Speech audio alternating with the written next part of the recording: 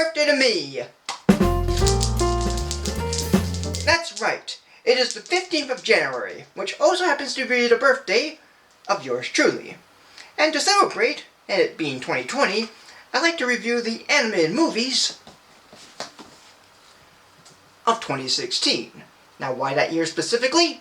Well, that's because that's the year when I started reviewing movies that were out in theaters, some of them being months later, as a side review attached to a main review. But this year, I want to go over the animated movies, ones I haven't gotten to, or have already done, but want to give another chance at, to give more detail on, and if I thought differently about. But I'm only going over the more popular ones, and not any of the sequels that were out, and I'm only reviewing the ones that were released in theaters in the States in that year, just to keep it simple.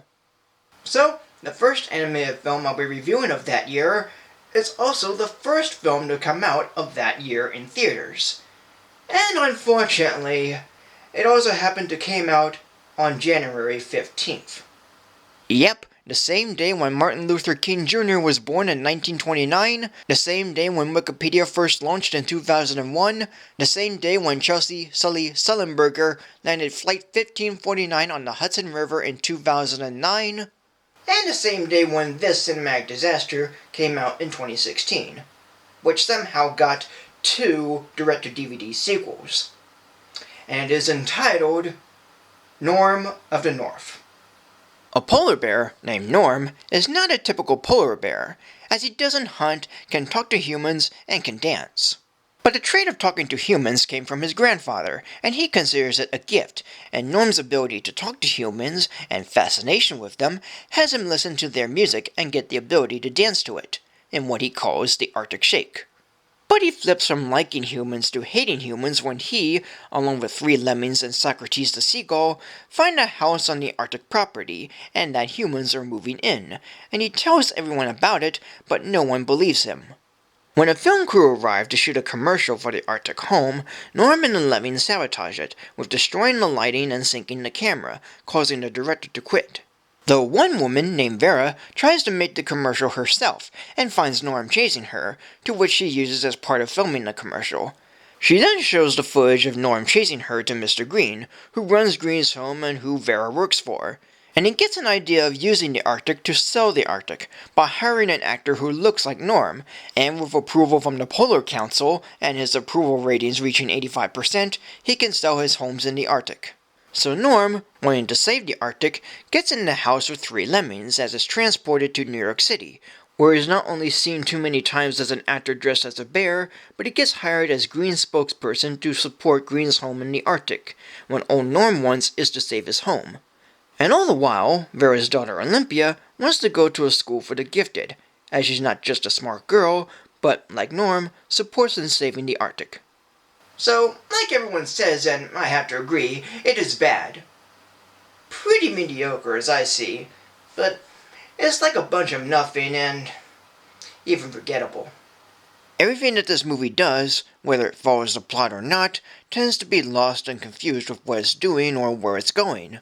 In one way, it tries to be an environmental awareness movie of Don't Destroy the Arctic, but it doesn't address the situation very well, as Vera, at the last minute of working with Green, quits in favor of Olympia's support of saving the Arctic, instead of being torn between seeing the pros and cons of homes in the Arctic and sometimes giving sad expressions that mean nothing. Norm, the lead of the film, goes back and forth between loving humans and hating humans in the first act.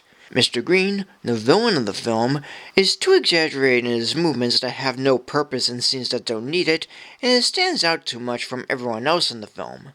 And even he is unbalanced as a character.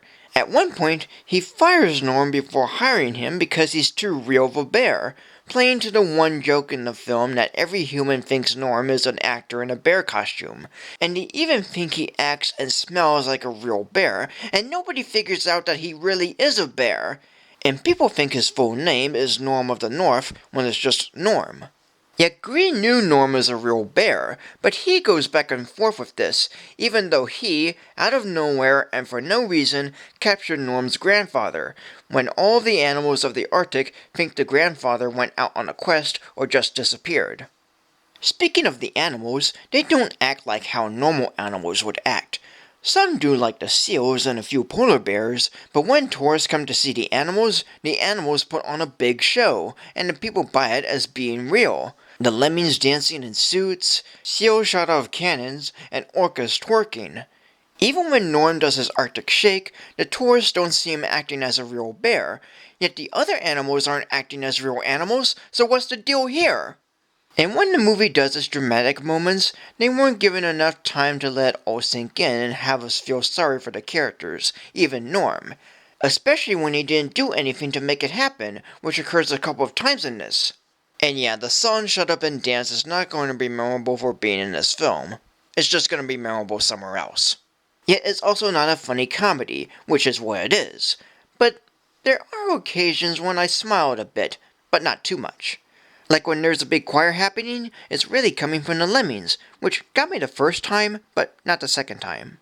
Or when the orca was twerking and Stan the polar bear tells it to be real, the orca eats one of the seals, which almost made me chuckle, nearly laugh.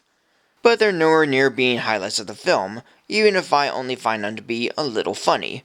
Plus the animation of the lemmings do repeat on occasion. And the actors voicing the characters don't add any kind of flavor or grace.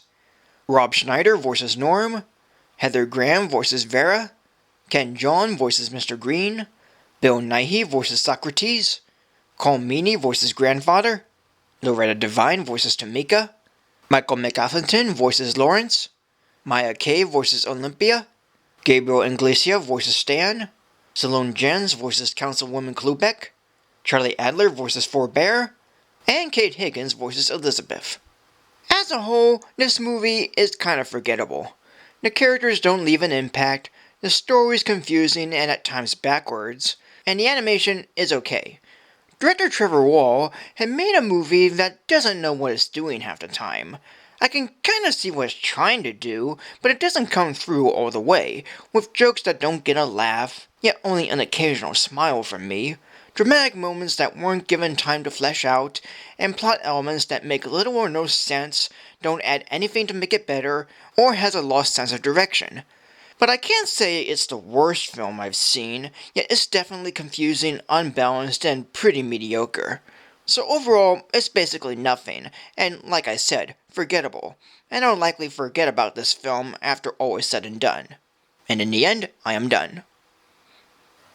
So today, this movie would get a rating of 2 stars. Whew. Just like blowing out a birthday candle. So thank you for joining me. Like, comment, subscribe, follow me on Facebook or Twitter, support me on Patreon, and until next time for a new video. Now if you excuse me, I'm going to have a piece of cake, or cupcake.